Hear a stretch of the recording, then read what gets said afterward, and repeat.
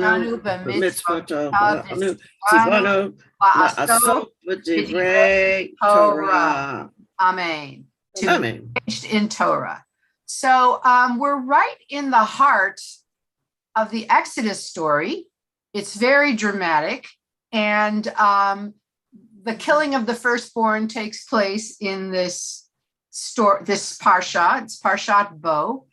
And I just want to begin with sharing something interesting with you. Last year, some of you know this, I was the rabbi for the third grade.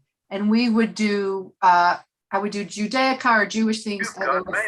4 third grade classes that I met with every week on Zoom. And one really smart boy, one day we were talking about the Pesach story, and he said, why did God have to kill all those kids? He saw the killing of the firstborn as children. Why didn't he just kill Pharaoh?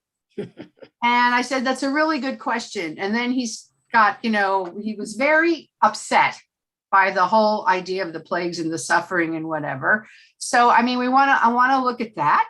And also this idea of, if you studied last week, you know that Pharaoh hardened his own heart several times after each plague. But now in this week, God's hardening Pharaoh's heart. It says, and God hardened his heart, or God says, I'm going to harden his heart. So then we sort of ask the question, what does that mean? Is Pharaoh then responsible? How do we understand this idea that God hardened Pharaoh's heart and things kept getting worse? And there's a few other things we're going to look at. So I'm going to start with sharing the text. So hold on a second. Okay, here we are. Where is everybody? Okay. And also, let's see, can I do it this way? I want to see everybody. Great. I'm very fortunate this week to have a very cool drash from my former teacher and the rabbi and the head of my rabbinical school, Rabbi Mel Gottlieb, who speaks on this in a very interesting way that I want to share with you as well, because it's so interesting. I mean, he's a brilliant man, very psychological and Hasidic. He's a modern Hasid, really, and a modern mystic. And he has something very, very insightful to say about some of this. So we're going to look at that as well. But I want to set the scene. In the very beginning, we're about to come on to the 8th plague. The 8th plague, which is, there have been 7 so far, and Pharaoh keeps changing his mind. And now we've come to the 8th plague, which is going to be locusts. So who would just like to read about that? Who would like to read some of this text? We'll start, because I would love to. Okay, go ahead. Are you going to do with starting with 10?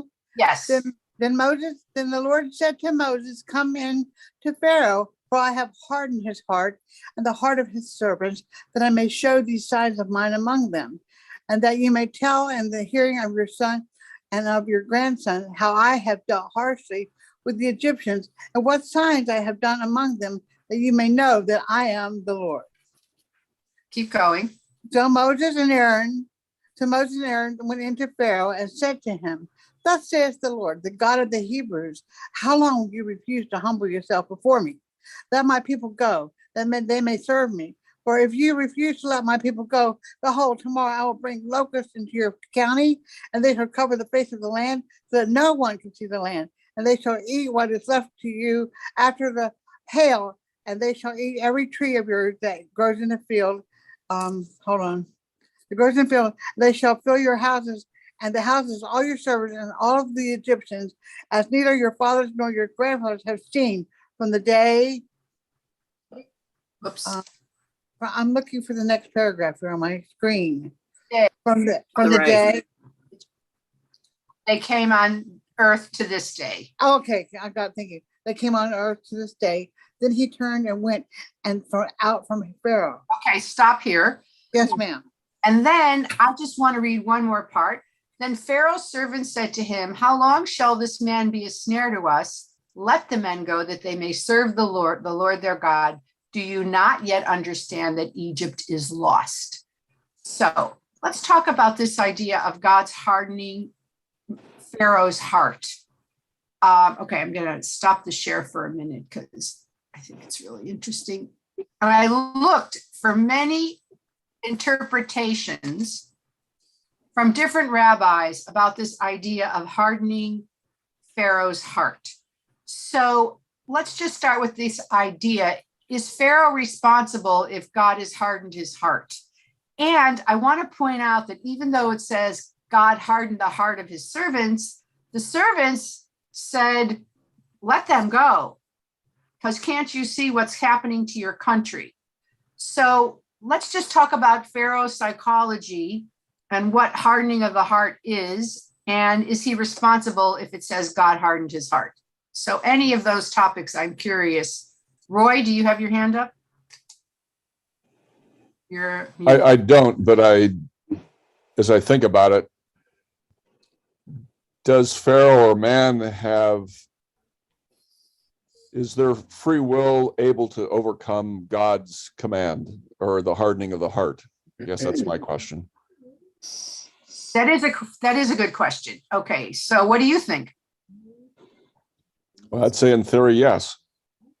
Yes, and why? Okay, why? How so? Talk a little more about it. It's like, I'd say the hardening of heart is like God is sort of maybe given internal fears or kind of commands, yet, man is supposed to think about, ethical conditions and have the ability to reason themselves through and act in an appropriate manner. I mean, okay, and it does seem like even though it says the hardening of the hearts of the servants, they don't seem as hard. They're saying we're lost. You've got to do something. So there's some. Okay, so I don't want to talk. I want to hear what other people have to say. Yes, Phyllis. I think it was important for the Israelis to understand how powerful God was. And so it was important that there not just be one plague, but there be terror in the land, so they understood the power of God. I think about, was Pharaoh so evil? I mean, he was enslaving people and he didn't care about them at all. So was he so not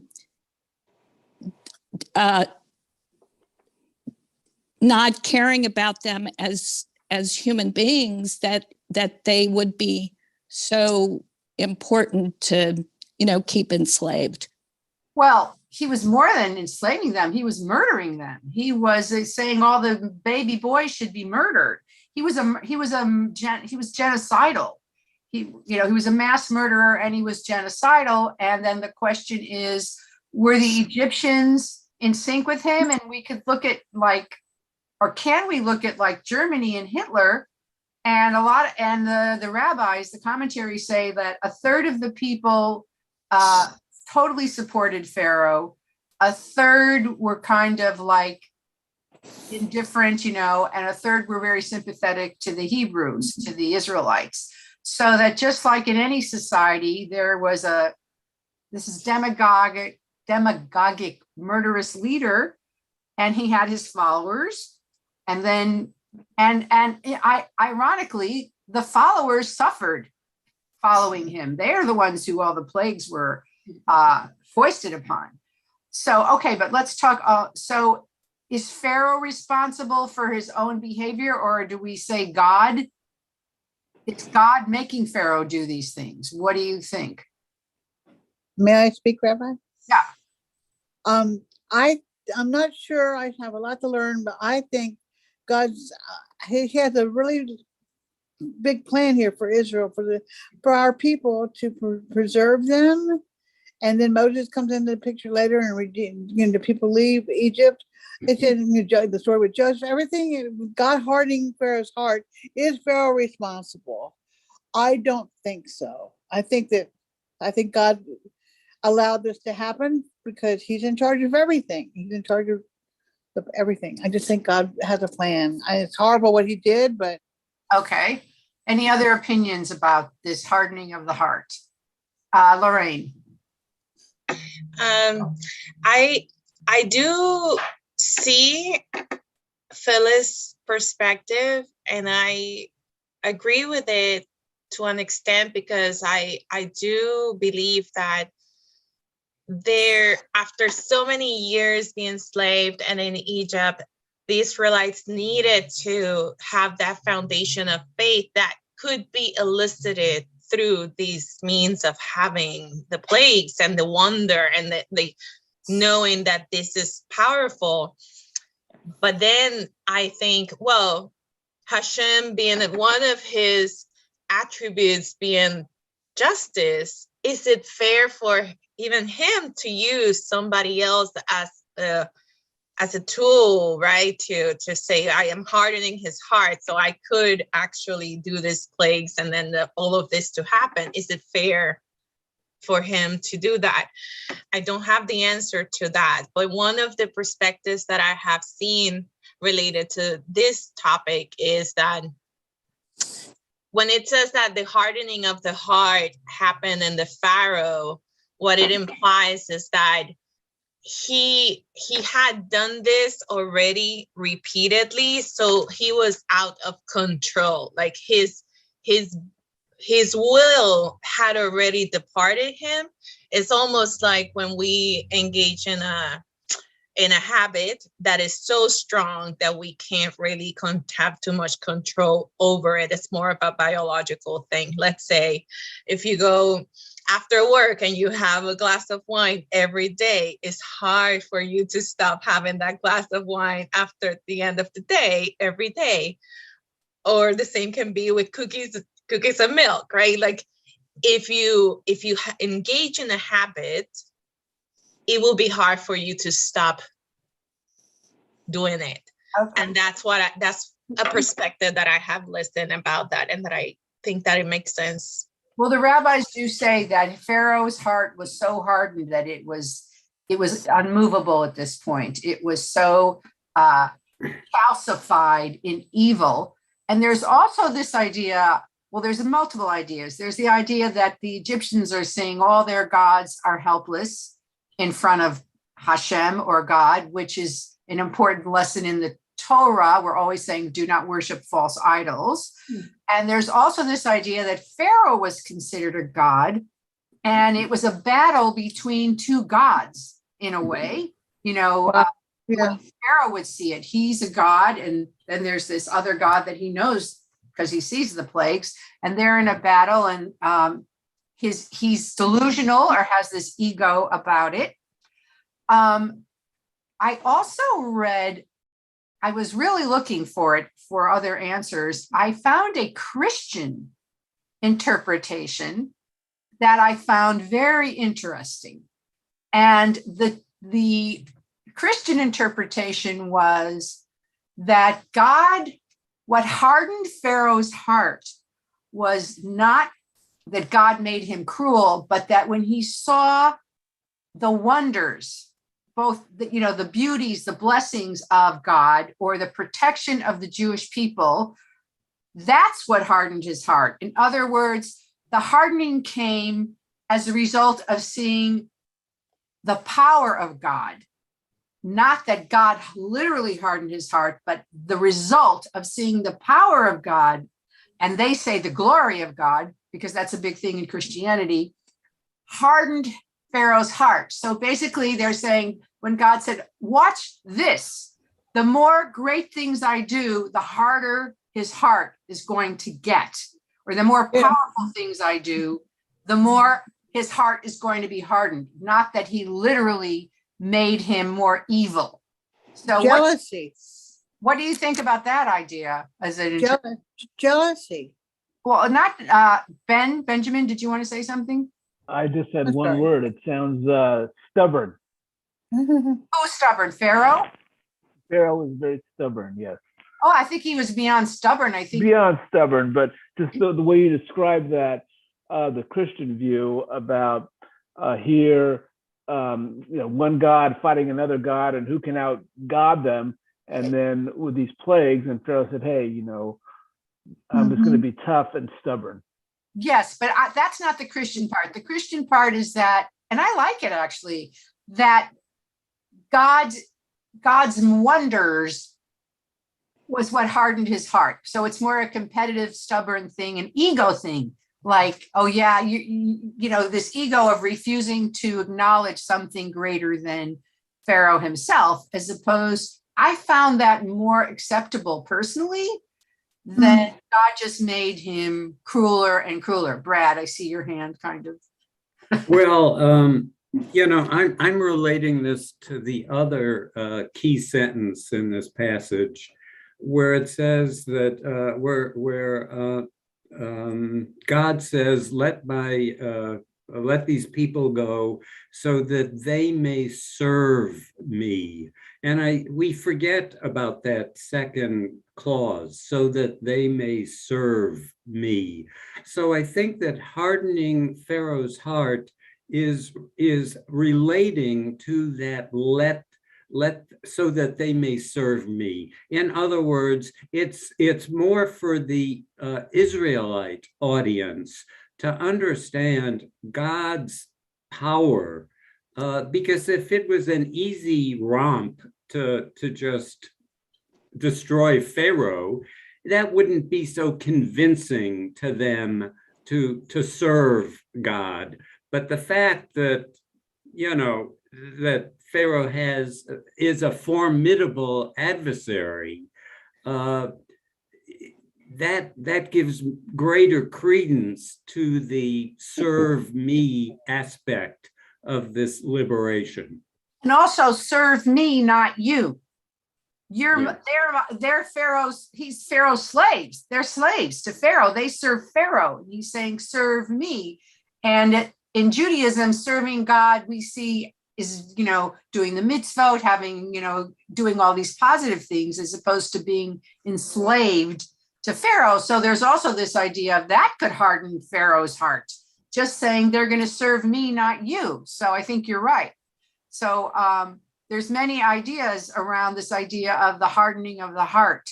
So Pharaoh basically says, well, and then his servants beg him, and I love this sentence, which I never really noticed before.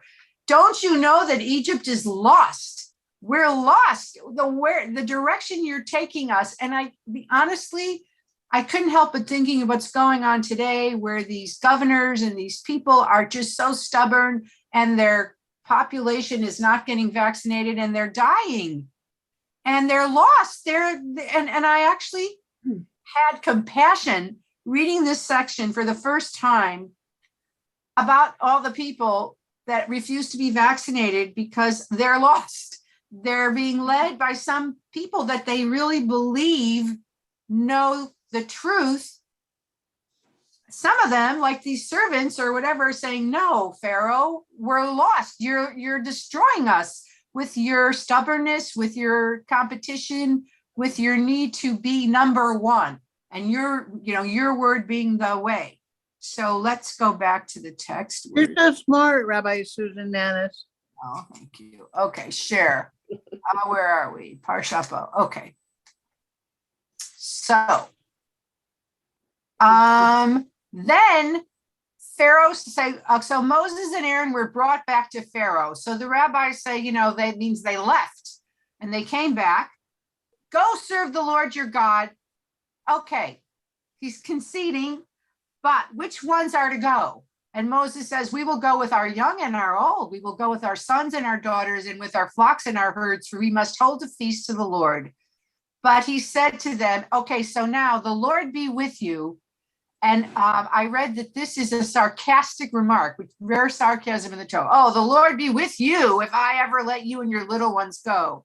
Look, you have some evil purpose in mind.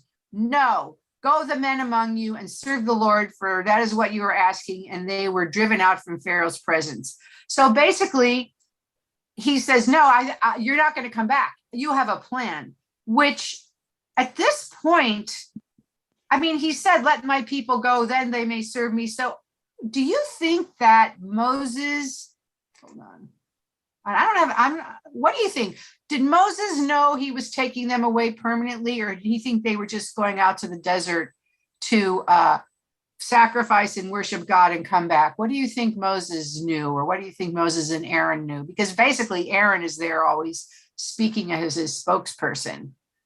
What do you think? Merle.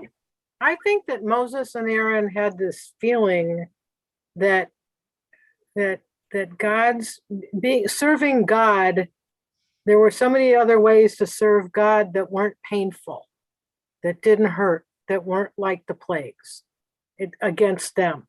So I'm thinking that they took the people away, but they also knew that there was a better place for these servants, that servitude under God was very different than servitude under Pharaoh. So you think that Moses and Aaron, that Pharaoh was right? If I let you go, you're never coming back?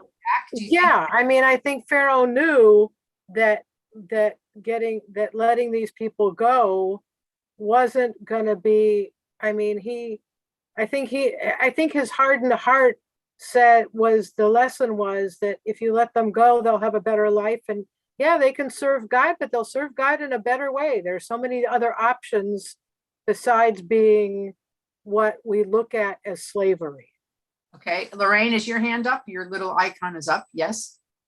I was going to say very briefly that I don't know how it could be that Moses did not foresee that they were leaving, because at the very beginning, perhaps it was in the previous Parshat or the one before, said, they cried to me and I remember my covenant. And the covenant is, I'm going to be their God. You're going to be my people. You're going to live in the land of your fathers and your forefathers. And that's not the land. Egypt is not the land. Right. So I thought, that would be a big giveaway. Right. So he was right. And he kicked them out because you're right. I'm going to go back to your screen. I think you're right. And so he knew what the real motive was. So then the Lord said to Moses, stretch out your hand, and then there's all the locusts. We don't need to read about the locusts. They were terrible. And then he says, Pharaoh calls Moses to Aaron, and he says, so he's very, goes back and forth. So who wants to read verse 16? Somebody else read verse 16. Come on, you're good readers. Somebody. Okay, Roy. Then Pharaoh hastily called Moses and Aaron and said, I have sinned against the Lord your God and against you. Now, therefore, forgive my sin, please, only this once, and plead with the Lord your God only to remove this death from me. And so he went out from Pharaoh and pleaded with the Lord, and the Lord turned the wind into a very strong west wind, which lifted the locusts and drove them into the Red Sea. Not a single locust was left in all the country of Egypt. But the Lord hardened Pharaoh's heart, and he did not let the people of Israel go.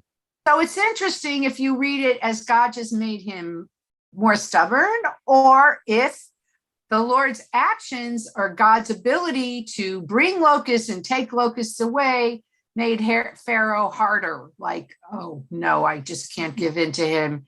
He's ready to say, forgive me this once. It's all just baloney. He's just saying that because he said it so many times. Okay, so we're getting to the commentary in a minute. So I just want to read about this 9th plague, which is fascinating because it's a psychological, rabbis say, as well as physical plague. So who would like to read about the darkness? Which, interestingly enough, if you're going in order of what's worse and worse and worse, it seems that this mental, emotional, psychological darkness is just one step below the killing of your firstborn child. It's so bad. So I think that's interesting to note if we're going in order of from terrible to horrible to unbearable, because none of them are good. So Risa, you want to read? Okay, where do you want me to start? 21. It's a little bit little. Then the Lord said to Moses, stretch out your, I want to say something first though. Nice. The hardening of the heart, somewhere out here that we've lost the word fear. He's afraid of these people. He's not just hard, he's petrified. They're going to take over the land. That's why he needs to get rid of them, and he needs to do it by having them enslaved, and they'll die from that, or something in that vein. He needs to keep them in check for sure. Keep them in check. It's that's what his whole motivation has been. Anyway, that's behind me, what I'm saying. Okay, then the Lord said to Moses, stretch out your hand toward heaven, that there may interfere for 1 second. Just like when there are problems in a country, you find a scapegoat. It's also possible that in order to deflect from whatever was going on in Egypt, Pharaoh blamed the Israelites and enslaved them so people would have a common enemy or a common antagonist, to unite against. What do you think about that? No, you don't like that so much. Not so much. Not so much. Not so much. Anyway, it's all intertwined, is what I think. I agree. I agree. Then the Lord said to Moses, stretch out your hand toward heaven, that there may be darkness over the land of Egypt, a darkness to be felt. So Moses stretched out his hand toward heaven, and there was pitch darkness in all the land of Egypt for 3 days. They did not see one another, nor did anyone rise from his place for 3 days. But all the people of Israel had light where they lived. Then Pharaoh called Moses and said, go, serve the Lord. Your little ones also may go with you. Only let your flocks and your herds remain behind. But Moses said, you must also let us have sacrifices and burnt offerings, that we may sacrifice to the Lord our God. Our livestock also must go with us. Not a hoof shall be left behind, for we must take of them to serve the Lord our God. And we do not know with what we must serve the Lord until we arrive there. But the Lord hardened Pharaoh's heart, and he would not let them go. Then Pharaoh said to him, get away from me. Take care never to see my face again. For on the day you see my face, you shall die. Moses said, as you say, I will not see your face again. And of course, go ahead. That's the way we see a God, that you can't see God's face. That's constant. So this is Pharaoh feeding into the godness, and we know about the sun god. So this is all against the Egyptian sun god, and it's against Pharaoh, who says, I am also a god, and you will not see my face. That's interesting, because darkness would be wiping out the sun god. Right.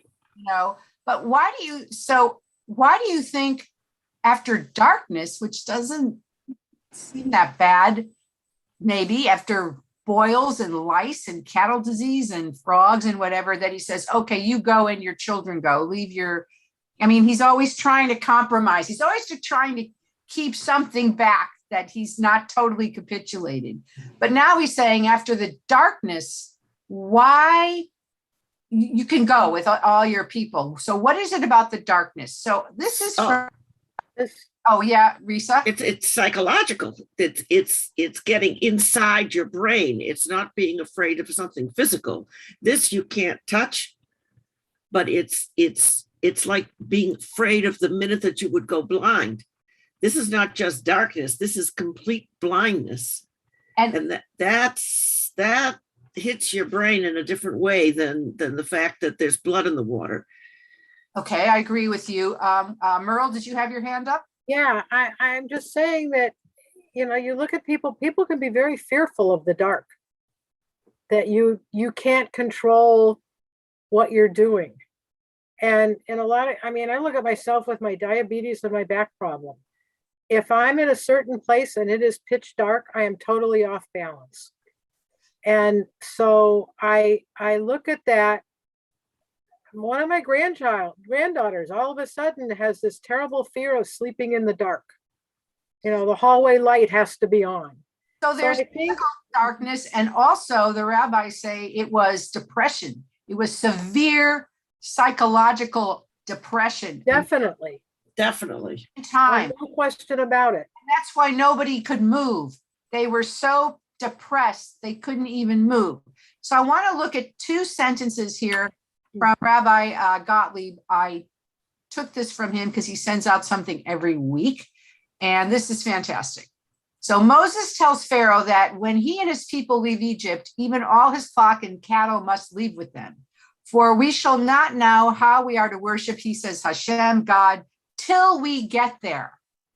Our Hasidic masters proclaim that this teaches us an important lesson for our spiritual growth. They suggest that when it comes to the worship of God, one should not expect to find many ready-made formulas. True worship of God requires ever new wonder and discovery through painful trial and error, ever new decisions and leaps of faith. In other words, you don't always know how you're going to connect to God. There's not just one way until you get there. Rav Chaim of Tzantz tells a story that he once asked one of his students, tell me, if you happen to come across a wallet full of money on Shabbat, what would you do? Would you pick it up? Of course not. The Rebbe responded, fool. And the next student said, of course I would pick it up. Sinner, said the Rebbe. The third student, after hearing the master rebuking the first two students, replied hesitantly, well, I do not know. At finding the wallet full of money, I would struggle with myself in deciding whether or not to take it. I hope I would be able to make the right decision. At last we have the right answer, said Reb Chaim. Truly, we shall not know how we are to worship the Lord until we get there. So this is, a Hasidic idea of this. Why did they need to take everything with them? Because they didn't really know how they were going to respond. I actually think about, I love, the Song of the Sea when the, hold on, stop the share. Where do you stop share here? In the Song of the Sea, when they cross the sea, the women dance with tambourines. We all know that story, but how did they know and why did they bring their tambourines?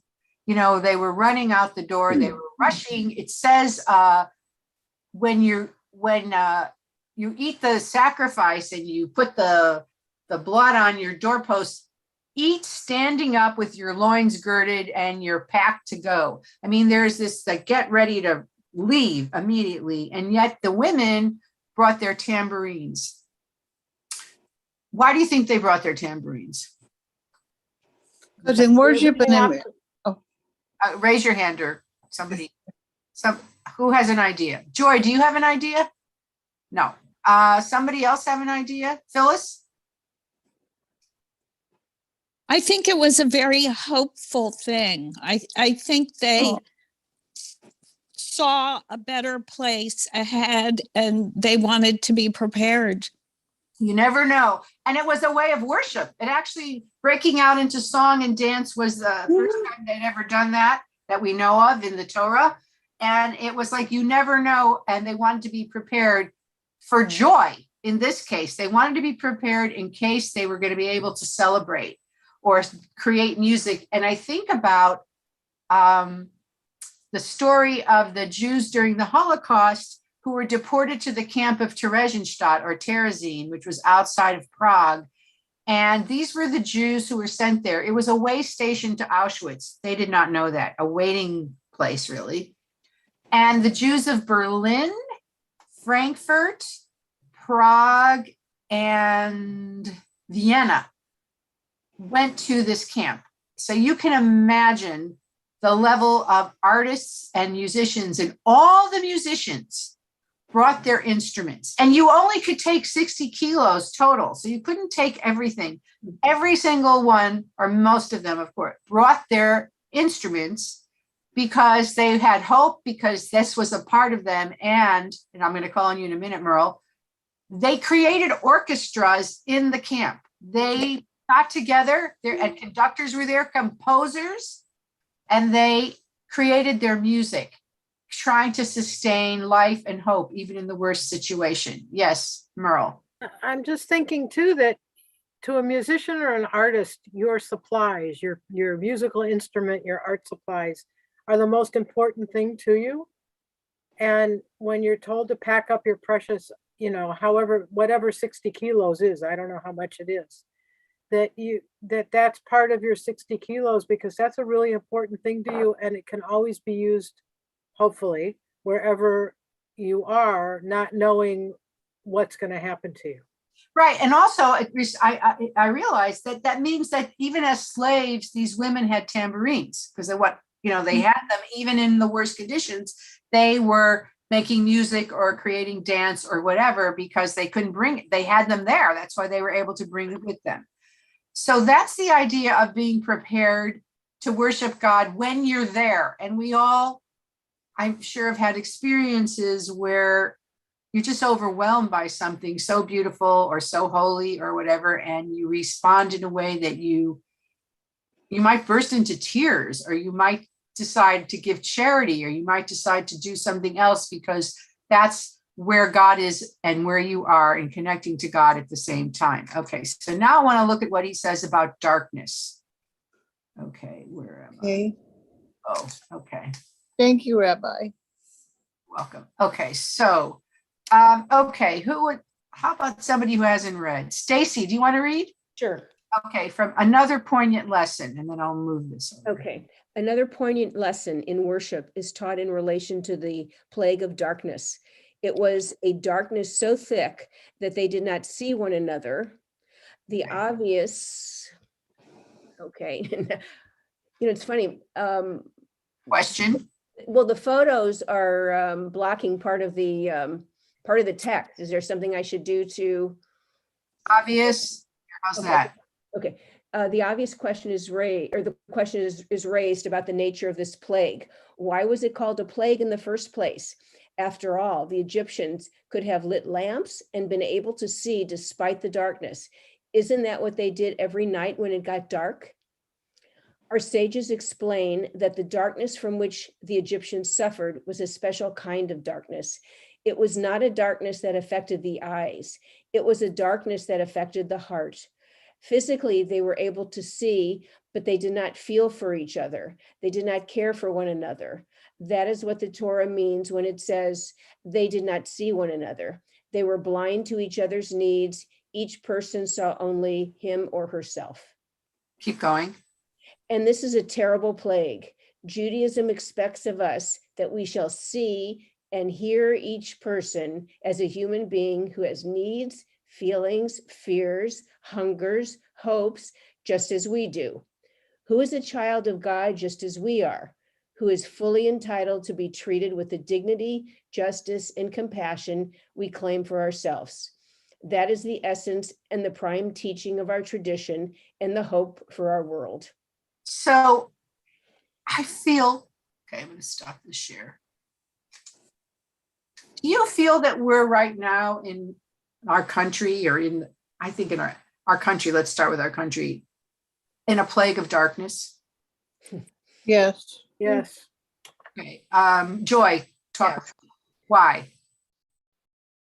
Well, hi, everybody. I'm new. Welcome. Right? Welcome.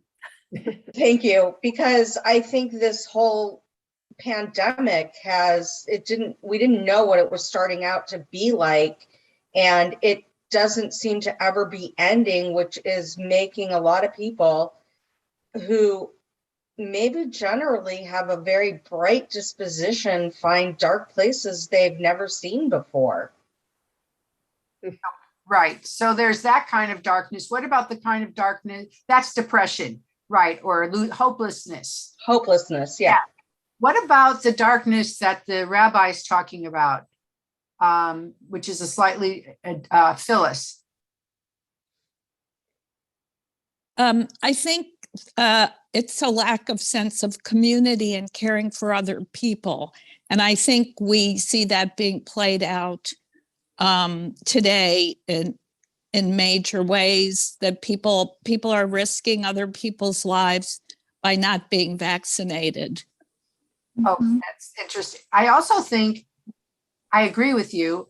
Any other thoughts about the kind of darkness we may be under at the moment? I think that if we're very lucky that Wilshire Boulevard Temple and other congregations have provided for us during the pandemic, and some provided nothing. And I think that created a darkness for people because they had no place to go. Okay, that's any other ideas about darkness based on what the rabbi said, Lorraine? I think I wouldn't say that it's a total darkness, but it's an evolving darkness. And being that as we evolve in our technology use, we are each able to just focus on listen in our own spaces without interacting with other people who may feel different, who may believe differently. And I think that makes us only see more of ourselves rather than to experience the reality of others as well. So I think that can evolve into this type of situation where you just don't see each other anymore. Physically don't see each other anymore. In your heart, like you just don't understand the needs of others anymore, because you lose that ability, because you just don't interact with people who are different from you any longer. Any other comments or thoughts about that? May I speak, Rabbi? Yeah. I want to say that this news, even though we're not in person, being here, listening to all you beautiful people and having this study has kept me alive. Well, that's really beautiful. I'm thinking about the way different groups demonize each other in writing, in the media and whatever. And I mean, I feel I'm guilty. I'll just say, I know I'm guilty of thinking, it's terrible. I mean, shame to admit it, but sometimes you hear about these people who are staunch anti-vaxxers and then they die from COVID, and then you say, good, which is terrible. Or you say, oh, okay, serves them right, or whatever. And we don't really know what's going on with people. I mean, it's tragic, all the people. And not only that, there's a lot of demonization of Jews, of Blacks, of left, of right. We have completely lost our ability to see beyond our own views, a lot of us, so that we're in the dark about other people. We're in a darkness of judgment and vindictiveness also, almost, which seems like it's new. I mean, I don't remember growing up with this kind of mentality in the country that seems to be going on now. It is a plague of darkness. And yet it says that the Jews had light. The tambourines, Rabbi, They had tambourines, but why do you think, let's not talk about literally, but like, why do you think it's written there that the Jews had light? What is it telling us about our own obligation, do you think? That we were optimistic? We had good future thinking? I can't think of the right word, but hopeful? Yeah.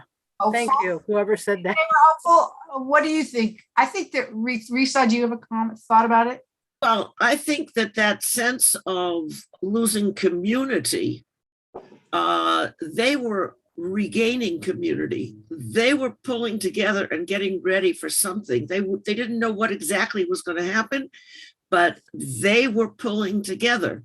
And which is also, I just wanted to say with what you were saying about how you feel about the non-vaxxers, the people who are having the biggest problem with that are the health workers, the nurses and doctors who are feeling and expressing anger with the patients who are in these rooms that shouldn't be there.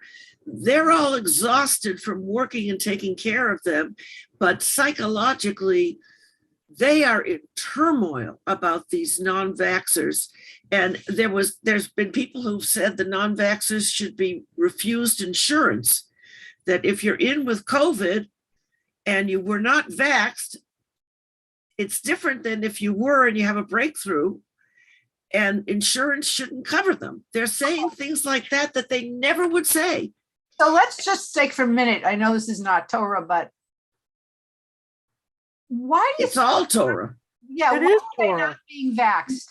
What? It's fear. It's fear. It's not, I mean, there's some terrible fear that it's going to do. I mean, it's irrational, but I mean, if we, I mean, yeah, it's like being reinforced though by by politics. by demagogues, by But Dep- mongers. Exactly. their fear is being allowed. I'm saying this wrong, but their fear is allowing other people to suffer. Exactly. Well, Thank you. Pharaoh's fear or Pharaoh's ego is Pharaoh's like these governors is making the Egyptians suffer. And Right. the Egyptians, I mean, I don't know, they're following blindly their leaders who they trust and believe in, who are duplicitous. It's brainwashing. It's very, very sad. It's very today. Yeah, It's dangerous and it's But sad. it's frightening. It's frightening. And I don't think they want to die. I don't think it's like, oh, I don't think that. I think there's. They don't believe it. Yeah, they don't believe it. All right, where are we to share screen? Okay. I want to finish. Yeah, we could. I know. Love you. Frustrating. I just love you. So then, Frustrating. okay, maturity in the human psyche means an increased capacity to hold opposite ideas in the same time and to be open to uncertainty. Faith emerges from patient reflection, and in the process, we must be able to endure some uncertainty. If we only hold a single idea, we only see the world through a narrow lens. A great tension may arise when we see the world moving in a direction that is contrary to our previous beliefs. At this point, we may have to be able to see the world differently and hold some contradictory ideas or competing perceptions at the same time. Okay. We have to learn, as Moshe did, to be open, to be present in the midst of potential conflicting ideas and challenges.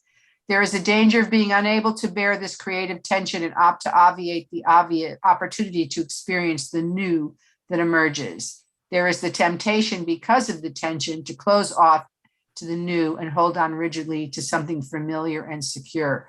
So that, to me, is the difference between, like, the light of the Israelites might be that they're open to the unknown. They don't know what's going to happen. They're staying in their house. God's going to tell them what's going to happen, and they're ready. It was Pharaoh's totally resistant. So let's move on. Rabbi, can I make a point? Rabbi? Yes, please.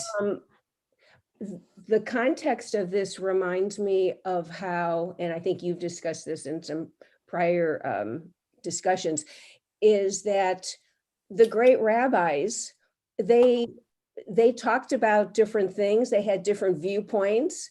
They had, they were on different sides of an issue, but we didn't demonize them. We didn't put them down. And I think that's one of the things that I feel particularly about Judaism is that, people can have conflicting ideas and they can be very credible and plausible and rational, but that doesn't mean we have to demonize people who disagree with our point of view. And I think that that's, and I kind of see that within the context of, what's going on in the country. And, even though these are kind of, these are more ancient stories, it's like human nature is human nature. And I think that, looking at how our rabbis deal with things and how they have different viewpoints, and, I see that within the same context of what we're reading about today and what you're discussing today. I think you're right. And I think one of the things that we as Jews take for granted, I've said this before, is we are very comfortable holding multiple ideas or opinions at the same time. That's not typical. And it's not typical in a lot of religions. This is the way it is. This is what it's written. This is it. Whereas we are like, well, it could be this way, it could be that way, and they could be exact opposite. One of my favorite interpretations or stories is about, hold on, I'll stop the share for a minute. When after the Mishkan, the tabernacle, the traveling temple was built in the desert, Moses and Aaron gave sacrifices. And then Aaron's two sons decided to give their own sacrifices. So they came forward with mandated sacrifice, and this fire came out and they were burned to death. They were consumed. So the question is why? So what I loved is I read two explanations side by side. And this to me is the essence of Judaism. One said, well, they were rebellious young men trying to replace their leaders. And they went beyond their place, did an inappropriate thing. And that's why they were killed. And the other interpretation said they were holy, holy young men who wanted to be as close to God as possible. And even though they knew they might die, they wanted to give their souls to God. So either they're bad guys or they're holy Heroes. guys. And Jose. the two of them are side by side. And I loved it. I said, oh, yeah, it could be this, it could be this. Isn't that delicious? I actually found it delightful. Thoughtfully, like you could see it either way. That's really interesting and kind of a pleasure to like contemplate that you could have two different opposing views and they both make sense. Rabbi? That's a way of thinking that is not common to most of the world. Stacy and then Brad. Yeah. Just one comment within the context of that. That's what tolerance is about. That's tolerance. And that's one of the, as I understand it, when I was growing up, that made Judaism distinct from some other religions, if I have this right, is there's a much greater tolerance just in general, unlike maybe, as you were just saying, certain religions, this is it, this is what you do, as opposed to tolerance. Unless you're ultra Orthodox. Yes, that's a different. Let's not forget that. Yes, so Right. true. I mean, okay, Brad, did you want to say something? Well, just that this idea of holding contradictory ideas in your mind at the same time, I think they call that cognitive dissonance. and this praise of uncertainty, it sounds really appealing to me, but on the other hand, the downside is that it can lead to paralysis and inaction, and man's mission is to act in this world. So there is a downside to cognitive dissonance, is the point that I'm trying to make. Well, I think uncertainty, but it will be resolved, but it's like worrying about the future. My understanding is it's not that you live in uncertainty, but you say, well, I'm not sure what's going to happen, but I'm going to take the action. Because anyway, they did leave, they did pack, they did go, they did what they were told, but they didn't know what was going to happen. But they kind of said, all right, I'm taking the leap, and not going to their therapists and psychoanalysts first and talking about it for a year and saying, should I, shouldn't I, should I, shouldn't I?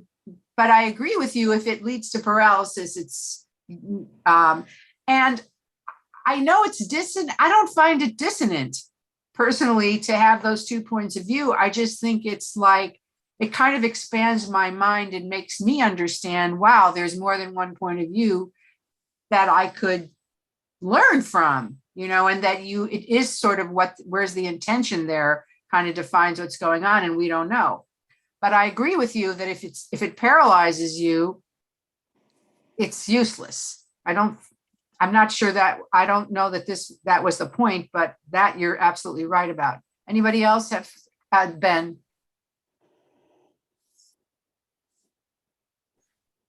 You're still muted. Okay. Try again, thank you. Thought that as you talked about the Pharaoh being so, I said stubborn, but we used other much more eloquent words in his thinking. And here you have the contrast of the Jewish people being so open to, something that they didn't even know could happen, and open to this, pack up the tambourines and get and go. What a strong contrast to look at. Does that make sense? Yes, it is a strong contrast. However, we know if you study Torah, they become the biggest kvetchers once they get in the desert and say, oh, why did you take us out of Egypt? It was so good there. It was so much better there. Now we have no water, we have no food, we have no meat. Oh, so, human nature, they did take the leap, but when it got hard, they were not very resilient. And that's one of the reasons, psychologically or physically resilient, that they ended up, most of them, never making it to the land. Wait, there was somebody before. Okay, Phyllis. And my understanding is they all didn't go. Oh, That only a very small part of the Israelites left. I never read that. I read that. I've heard that 3 times this week. Really? That like a fifth of the community went. I've read that too. I'd like to She see. is so adorable. I've Phyllis never- is okay, adorable. okay, that's not relevant, Donna. I- I I never did, read that. I did read about that too, Rabbi, as well, to I've heard- echo Phyllis. Yeah. Well, I think in Couldn't- my readings, it was about a third that Oh. actually that left left? and other people stayed behind. Right. You know, where is that? I like to see. I'll send you the a link. I've heard it like 3 times this week. Right. I can bring, you want me to bring Stan? Oh, I think he left. No, Stanley's But not here, but I he have- also says that. I had And- one other question. Is the that. name of the Rabbi Gottlieb? Yeah, What's his first name? Mel. Okay, Okay. thank you. I want to know where that's from. Well, that's Midrash. You know what I mean? Well, they also say that some Egyptians joined them. Well, that I've heard. That Right. Egyptians joined them, that Pharaoh's daughter. This is all Midrash. Yes, it's all Midrash. Some stayed to be slaves. I've never heard that. And I know only a fifth maybe went into the land of Canaan because the rest of them died out. But I want to see that text or drash or whatever, because it's obviously a midrash because it's not in the thing. It says that 600,000 men went, and then that doesn't even count the women and children in the text. But I don't know where it says that some stayed behind. So I'm curious about that. So I'm going to end with let's have an open mind. Let's keep our hearts unhardened. Let's be flexible and let's not live in darkness. Let's be the light as much as we can. And I wish you Shabbat Shalom. And it's always a pleasure to study with you. Shabbat shalom. Shabbat Thank shalom. you Rabbi. Shabbat shalom. Shabbat so shalom. much. Thank you. Thank Shabbat you. Shalom. Shabbat Shalom. Shabbat shalom. Shabbat Shabbat shalom. shalom.